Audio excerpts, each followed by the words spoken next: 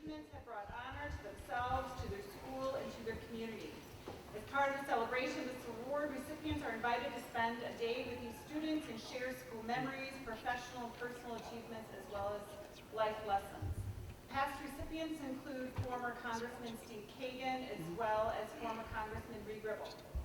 This year's recipient is visiting our school today. His name is Mark Stewart, and I have here the following, which is on his inscription on his award. Mark Stewart is a 1979 graduate of Appleton East High School, but today is widely recognized as one of the world's best musicians. For over 30 years, Mark has been a force of creativity and innovation in music as a performer, singer, writer, and inventor of musical instruments. Mark has lived and worked in New York City as a successful studio musician, theater, and cabaret performer since the 1980s. He has worked in the studio or live with Bob Dylan, Edie Brickell, Stevie Wonder, Joan Baez, Paul McCartney, Jimmy Cliff, Bobby McFerrin, David Byrne, James Taylor, and other internationally famous musicians. His music can be heard on recordings from Warner Brothers, Sony, Point, Polygram, and other music labels. In addition, since 1998, Mark has been Paul Simon's music director and lead guitarist for live performances. Mark has joined Paul on stage for at least 11 world tours, including the historic 2003, 2004, and 2009 reunions of Simon and Garfunkel. Mark is famous for his innovation in the exploration of sound in traditional and one-of-a-kind instruments. Mark can not only play virtually any instrument, he can play any found objects as an instrument.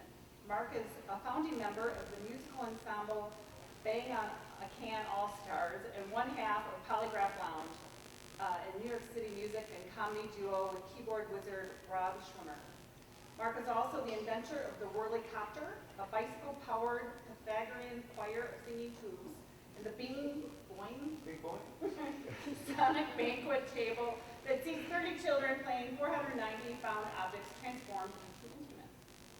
Mark has also contributed to the academic community. He has been a member of the faculty of Manhattan School of Music and a visiting lecturer at MIT. During the 2012-2013 year, he was a resident at the MIT Glass Lab, exploring sonic possibilities using instruments designed and made from glass, in a residency presented by the MIT Center for Art, Science, and Technology in Music and Theater Arts. Please welcome Mark Stewart.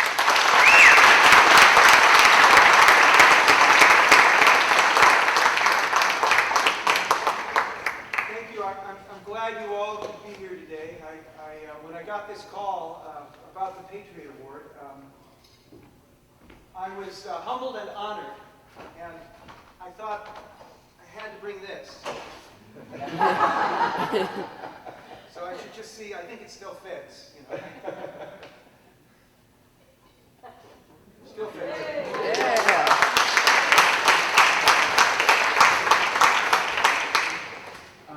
I should say, New York, hustle, bustle, everything you've heard in terms of hustle and bustle, both are true. Everyone's moving somewhere, everyone's going somewhere, and they're going there pretty quickly.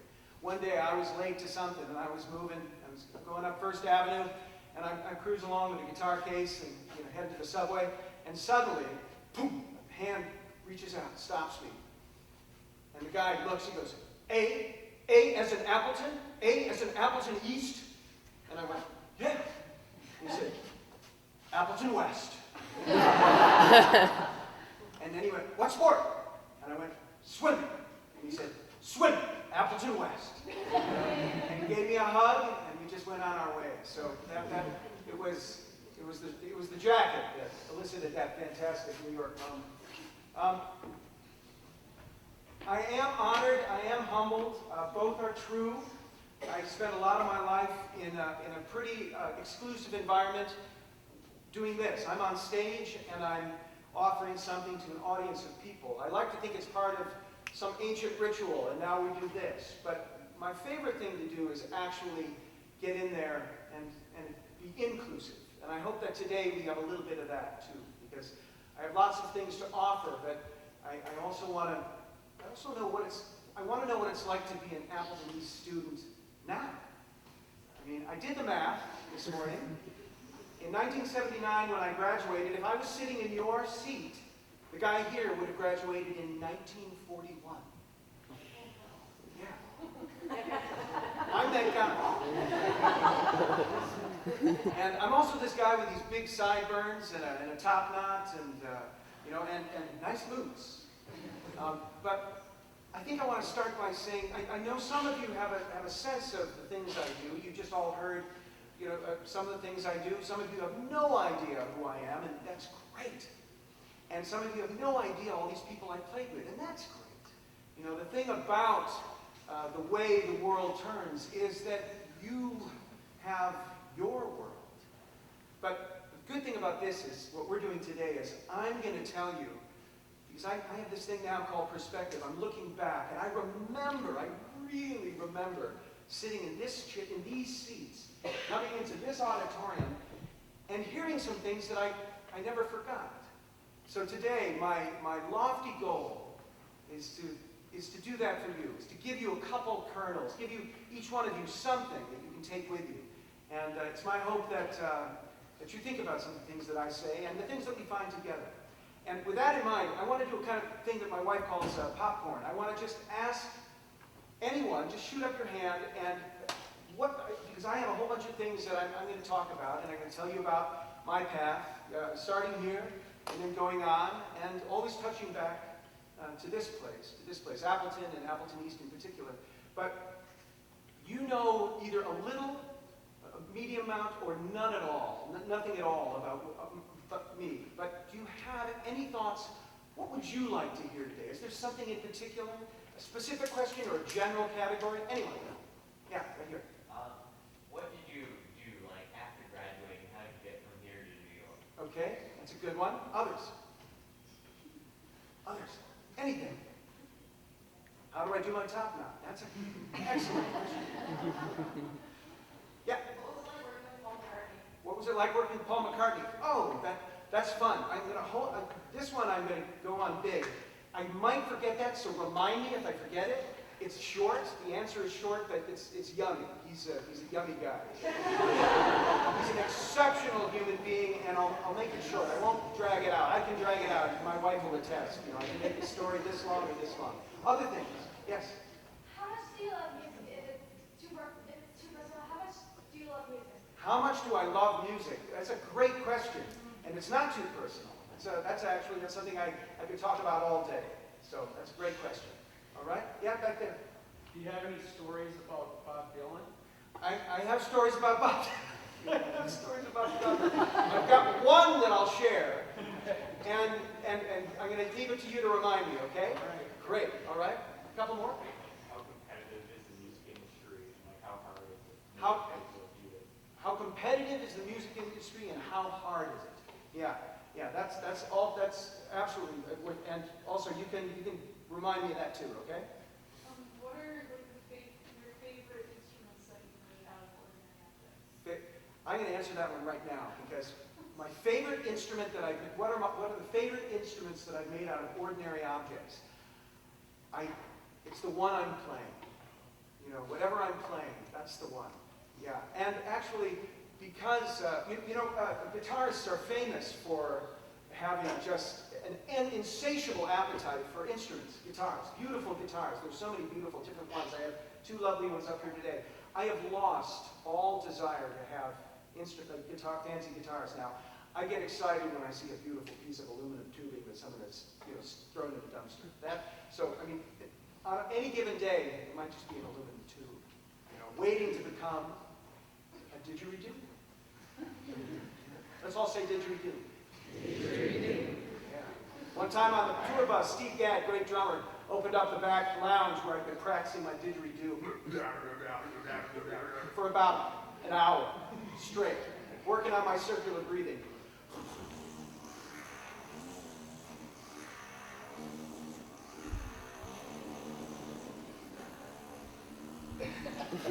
I can do that all day. Do that into a tube. Sorry about that down there.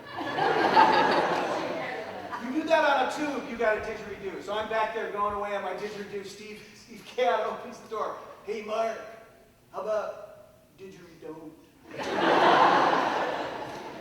And he's bass. No, I'm kidding, man. It sounds great. I'm kidding, man. You don't need a bass. Shuts the door behind me. All right, I'm going to jump in. Before East. I think I'll use the mic for the categories. Before East. Yes, you remember there was a time before East. Mine was with a family that loved music. And how much did my family love music? Well, we had a rule. No musical instruments at the dinner table. And the rule had to be enforced. That's how much we loved music. My parents, we didn't have a lot of money, but we had a lot of music. In fact, my parents at a certain point in time, we were looking at relations, and they were taking skiing vacations, and we couldn't get the coin out to do that. And they said, what can we do? And they thought, well, we can sing. So we started singing together. My earliest memories, I remember someone asking me what the first piece of music I remember. And I think it was a grace that my mom made up for us to sing when we were tiny. It could be for anything. Let's just say today it was, we are glad for apples. We are glad for apples. Thank you, God. That was the grace. You could say it about anything. You could say it about, wristwatches. You could say it about comfortable shoes. You could say it about a meal. You could say it about someone you adored. It was a very versatile piece of music. So, a lot of music in the family. We formed a family band, Stewart Family Troubadours. Troubadour was a traveling musician back in the Middle Ages and the Renaissance. And we did about between 10 and 20 concerts a year around here in Appleton. And if you go to the archives, you'll find a picture of me in the Post Crescent. I'm about 10 years old. And they came for the photo shoot, so we're all dressed up. I thought, okay, just a photo shoot, and then I'm out to play.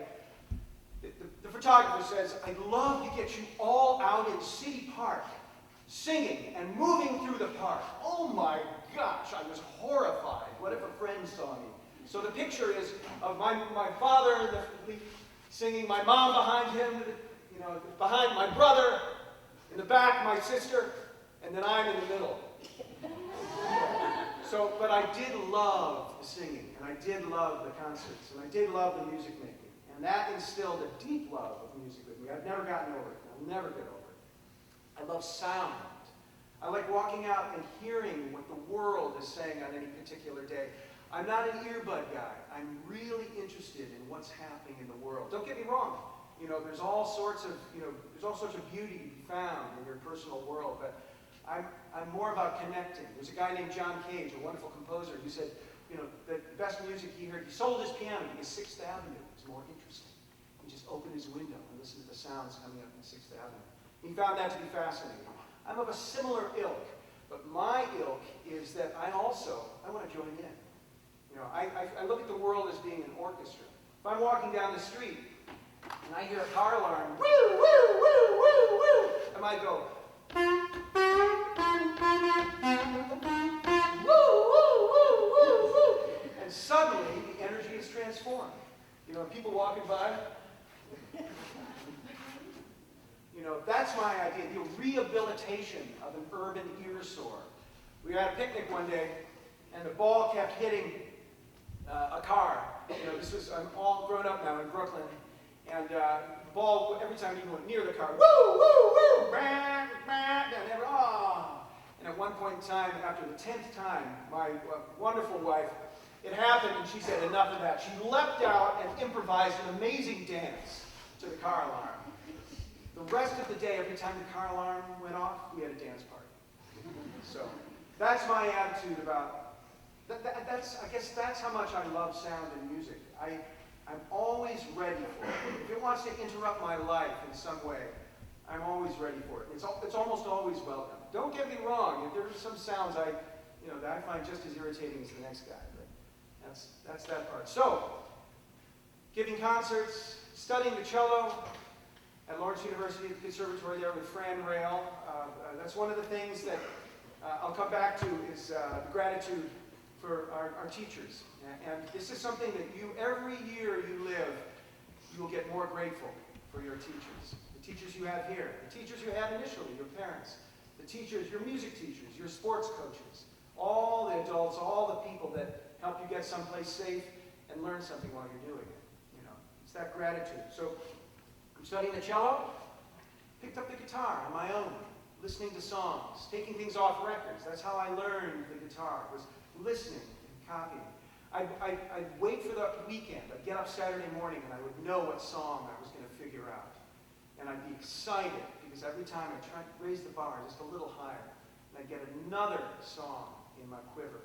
It was just a thrill. I really haven't gotten over that thrill. When someone asks me to learn a new song, I still feel that surge of energy.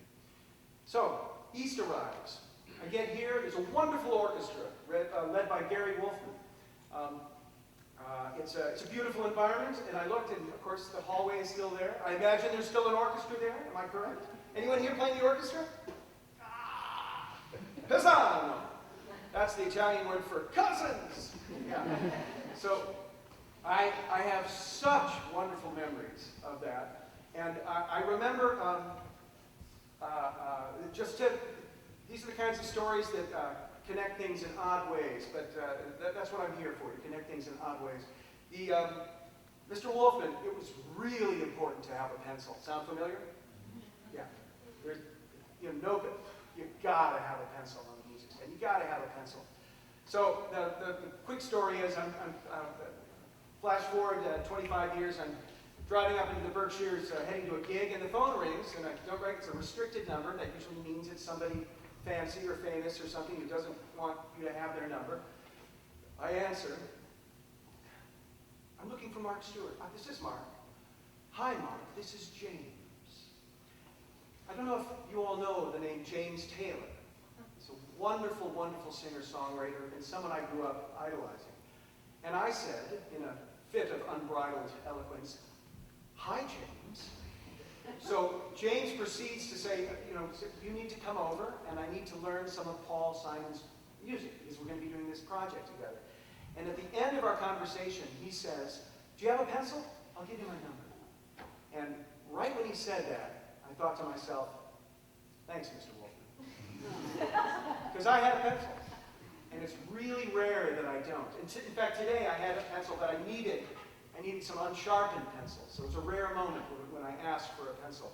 Because I'll be using these later to play this strange thing you see beside me. So get to East, get to orchestra, and I meet all my extraordinary friends. Some of whom, raise your hands, who are here today. I've got some right back there. Those are other people from 1941. No. Those are other people from 1979. Bob, Carmela, and Dave. And we shared many things together here, as you are now. We shared music, we shared sports, we shared classwork, we shared time in the lunchroom. We shared all those moments going around the circle to the next place, getting down to the next place, getting to the locker as quickly as we could, and to the next. How much time do you have now to get from class to class? How much? 5 minutes. All right. I think that's what we had too. I think it was 5. Yeah, it's a good number. Yeah, it doesn't need improving. So all this would happen, and I had one experience in here that really made an impression on me in this auditorium.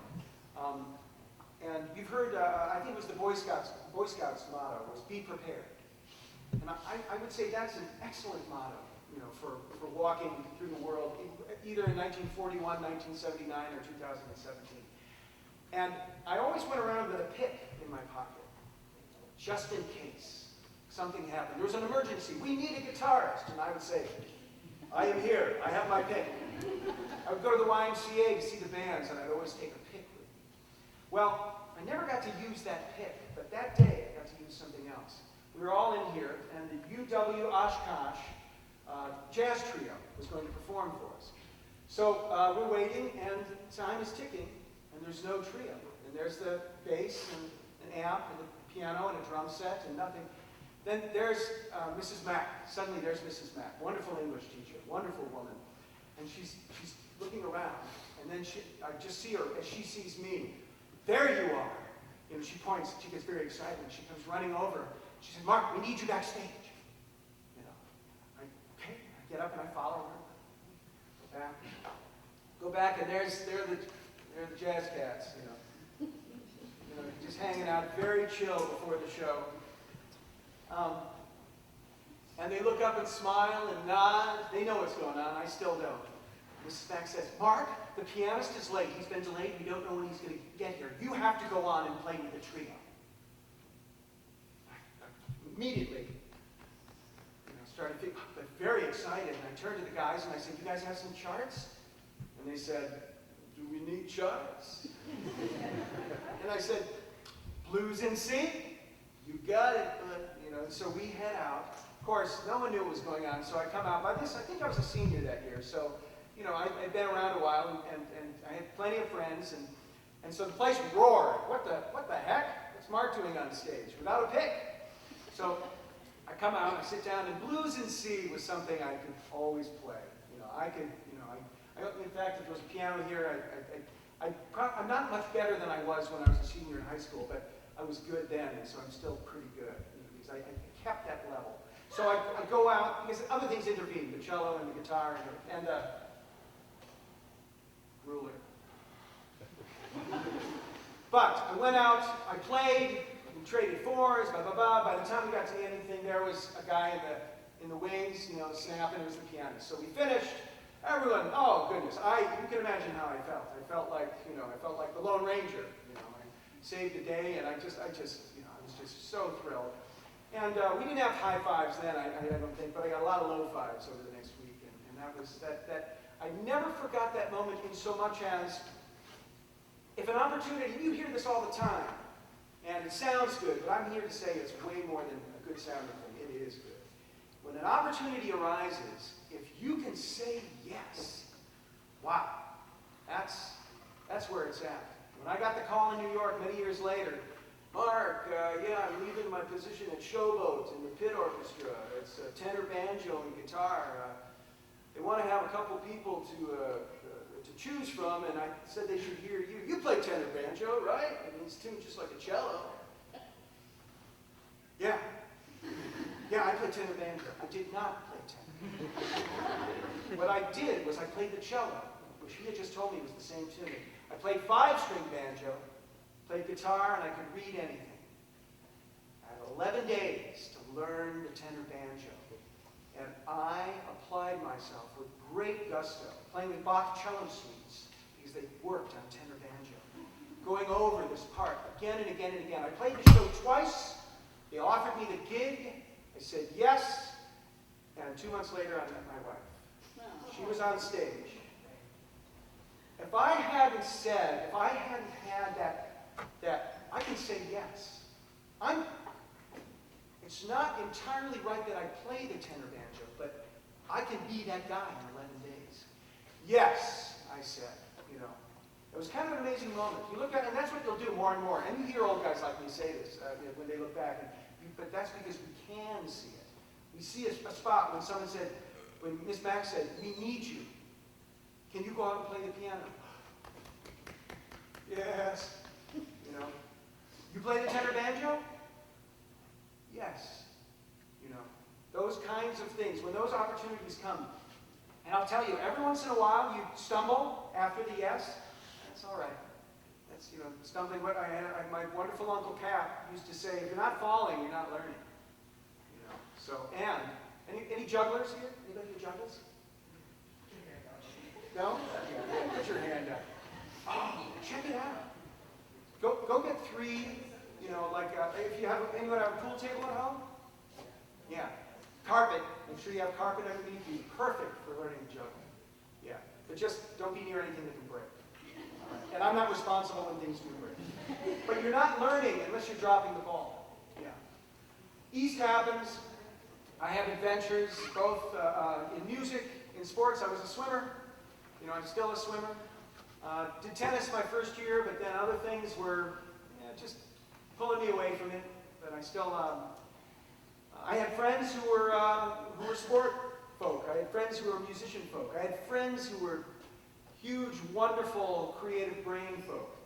The people smoking at the smoking door, I don't know if that still exists, they were friends too. There was a commingling of different tribes. There were tribes even then, but there was a commingling. So to the extent that you can commingle, if you're a commingler of the different tribes, I say that's the way to go. I'm still a commingler. The plumber walks in and he looks, he's coming to sweat some copper. He looks at me, he knows who I am. I'm a hippie. I'm a guy he doesn't like. So the whole day he is one-word answers. And finally I thought, I can take a thorn out of this guy's paw, because I'm a commingler. Went and grabbed my PVC sax, one of my favorite horns. I walked in, I said, you ever seen something like this? He turned, he's a plumber. Plumbers understand the power of plumbing. And I hit it. Boom.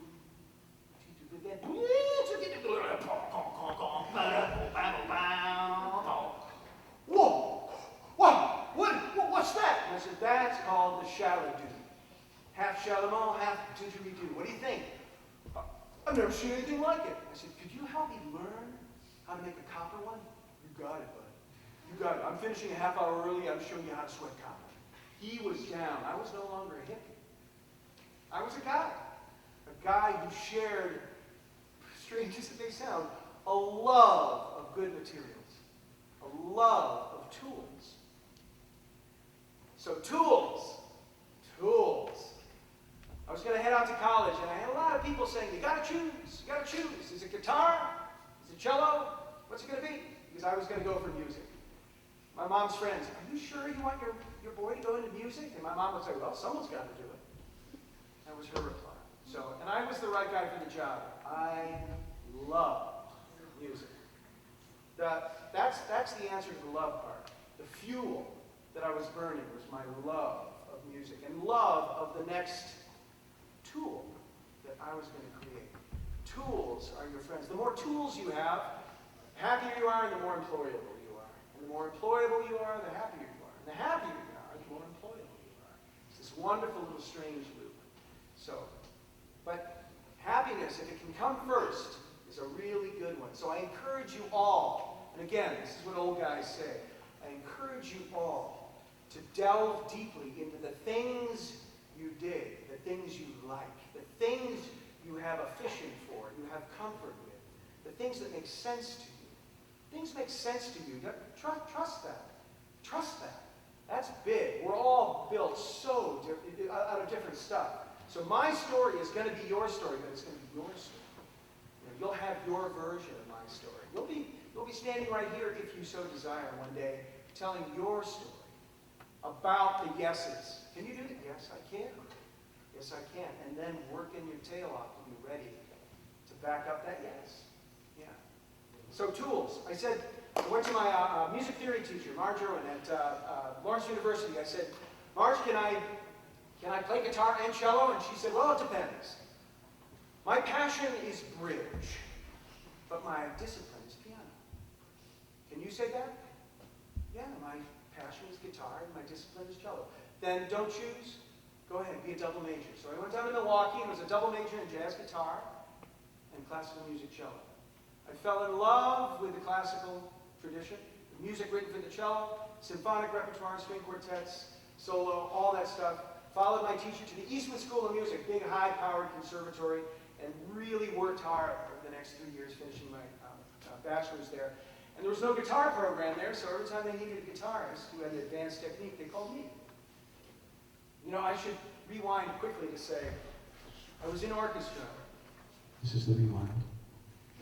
I was in orchestra. I did sports, I did my classwork, but I also had a beautiful band with my student colleagues here. And I want to ask, does anyone have a band with their friends? Anybody? Yeah? Yeah? Are you in the same band? All right, so there's 2 bands at least at East. Anyone else know of another band? All right, there's got to be another one. Is it either of these bands? All right, there's 3 bands. Anyone else know of a band that's not this one, or this one? All right, we got at least 3 bands. What about making more bands? Like, who wants to make a band? Come on. Yeah. I like it. I see 3. I totally get the not wanting to raise your hand high. There's a high hand. All right. I get that too. All right. That's big. Curricular is cool. And you got to do curricular. You got to do the homework. You got to learn, the Sousa March. Be there for marching band practice. I'm telling you, you're going to be happy about that. My one regret, I wasn't in marching band. A moving ensemble making big sounds. Okay, So my band was a trio. It was 2 guitars and bass, and we sang 3-part harmony, and we were good. Why were we good, do you think? Anybody? Why were we good? It's an obvious answer. We practiced. We practiced, yeah. We really did. And the fuel for that practice, for all that work was, we dug it. We loved it. And we wanted to perform. We wanted to get up and be ready to be up here. Yeah, so that was huge. Okay, make more bands. Yeah, remind me to say that again. All right, let's have an interspersed story. What was the first one? Paul McCartney. Paul McCartney. So, first time meeting Paul McCartney, playing at the Greek Theater in LA, lovely outdoor venue with my famous employer, Paul Simon. In the 10th row, we knew he was going to be there. Is Paul and his then fiancée. And Paul had, the 2 Pauls had spoken, and decided that during the encores, he'd come up and join us for an encore. We didn't know what it was going to be. So, but you know, it's a good bunch of cats. Everyone's ready to, you know, do a song that they shout out. So there they are, and they're dancing as much as anyone in the crowd. He and his gal. They're up on their feet. They're having a great time. So there we are. I can't believe they're playing, and there's Sir Paul McCartney dancing. You know, dancing his little fanny off to the band I'm playing with. So already I was feeling it. I was really feeling it. Feeling thankful. So afterwards, we're out there in the wings, you know, and the crowd is asking for the encore, and then all of a sudden there he comes around. He comes around the corner. He listened to the introductions, because he just comes right up, comes around the corner, bumps into me, he goes, "Hey, Mom, great show, man. Great show."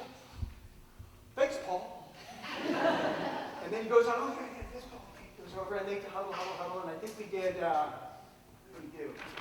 We did, this is kind of an obscure one, though. Let's see. "My baby says you're traveling on the 1 after 99. Said, move over, honey, traveling on my line." I said, move over once, move over twice.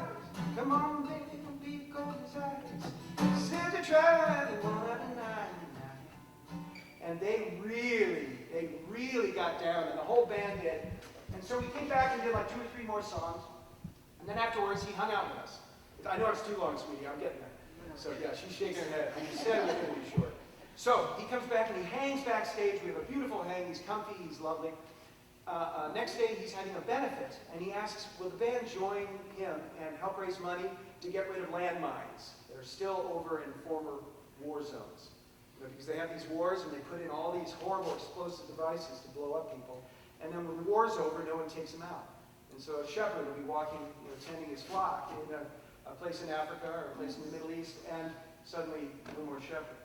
So they're trying to get rid of the landmines. So we said, absolutely, we have a day off, but we'll come play. So I decided, this is Paul McCartney's new band.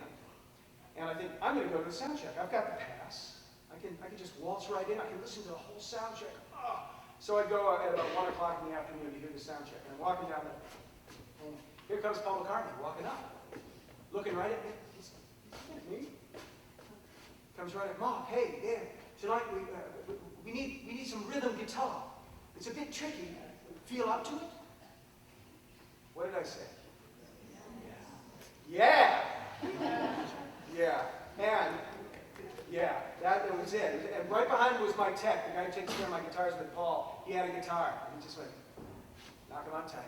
And he asked me the guitar. I spent all day rehearsing with Paul McCartney's new band in essentially the John Lennon chair. Because John played rhythm guitar, and he was, where was he? He was here. So there's Paul, here's John. So I was in the John Lennon chair. That's what we call it when you occupy a seat that was occupied by someone else of respect. You know, I was in the John Lennon chair. So, and at a certain point, I leaned over and I said, "Do you still have the set list?" He had the set list from the last concert that I ever gave in 1966, and they're all it's right there, epoxied on the top of his bass. He said, "Sure, mate." You know, and there it was. So that's my Paul McCartney story. And the other thing about him, his yumminess extends to the way he moves through the world. Being a famous person, and I'm not a famous person, I work with famous people from time to time, but famous people, it's a very difficult thing for them, because when you, I was saying this earlier, to one of your teachers, when you give a concert, especially a big pop concert that's so emotional, everyone in the audience has a relationship to you, but you haven't had an opportunity to develop a relationship with them. It's just the nature of the beast. So everyone comes off and and so walking through the world as a famous person is very difficult. Paul McCartney does it effortlessly. When someone comes up and is just, oh my gosh! Oh! You know, I mean, it can be, I saw that happen once, and he just gently pulls up the envelope and says, it's so nice to see you as well. I'm Paul. You know, I'm Janet. Hello, Janet. Are you having a good time tonight? Yes. Oh, that's great. I am too. Hey, cheers. I have to run because I'm meeting some friends, but I hope you're meeting friends too. Yes, I am. And boom, he's off. And it's just like, how did that happen? From a weeping, I'll never wash this hand to, oh, we're both doing the same thing tonight. He's going to see friends and so am I. You know, so that's Paul. That's the yumminess of Paul. Zoom out into the world. Is it really that late in the day? I did that? Okay, we're going to advance. Gratitude. Gratitude. I've decided that if I'm getting the Patriot Award, I need to think about what patriotism is. I think, we've been talking about fuel. I think fuel of patriotism is gratitude. That's what I think. I was thinking about all this. I was thinking about being a neighbor. I was thinking about contributing to my community. I love my communities. My wife and I contribute in so many different ways. We plug in so many different ways. I want to challenge you all to plug in all the ways that you do to your communities. I know you're already doing it here. Do it more. Plug in. And your example, the way you comport yourself, the way you move through the world every day, you can't overestimate the importance of that example. It's really contagious. If you know, we have this expression in music, when someone's talking about someone who's a really exceptional human being, hey, you know John? Yeah, he's a cat. That means he's a mensch. He's a beautiful member of his community. Be a cat. You know, you will inspire catness all around you. It really does. It really does. I see the smiles of different kinds, and I think they're all good. I like all the smiles I'm seeing in response to them. So let's Bob Dylan's story. He hardly talked to anyone the whole tour, and then the last time our percussionist called him out and said, "Hey man, you were totally unfriendly this whole tour. We were out for 5 months." And Bob went, "I was?" He said, "Yeah, you never even said hello." "I'm sorry, man." "Hi. Who are you?" Bob's not as good as Paul. Another thing I was supposed to be reminded of? You gonna play that instrument? Yeah.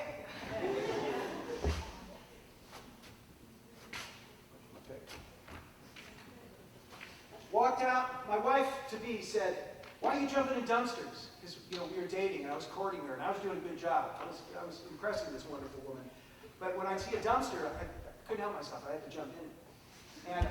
And I'd always emerge with some fantastic piece of garbage.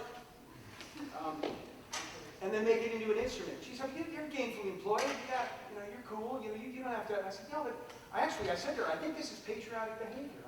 I'm reusing things. I'm taking away from landfills, and besides it." And then one day I walked out, I saw a butter knife.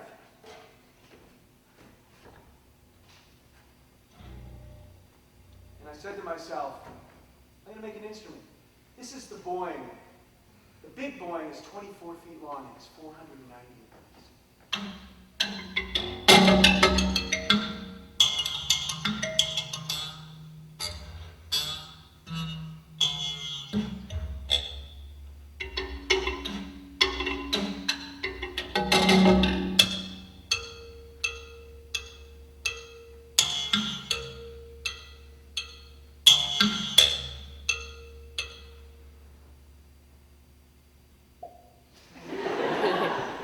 Let's all do that.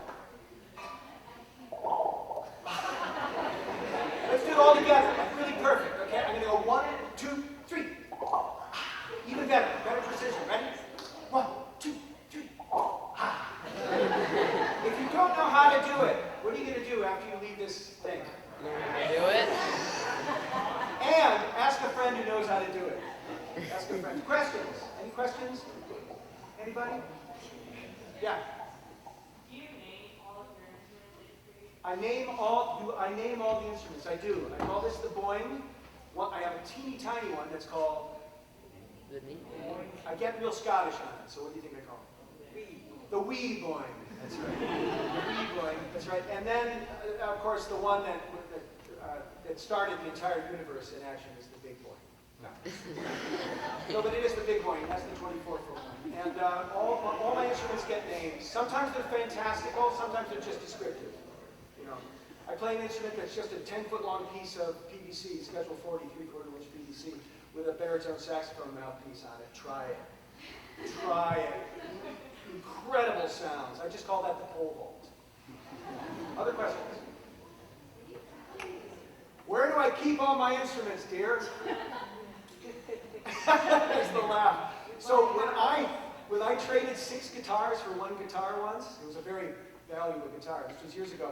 And I went home and told Karen, she said, wait a second, you traded 6 guitars for 1 guitar? I said, yeah. Can you do more of that?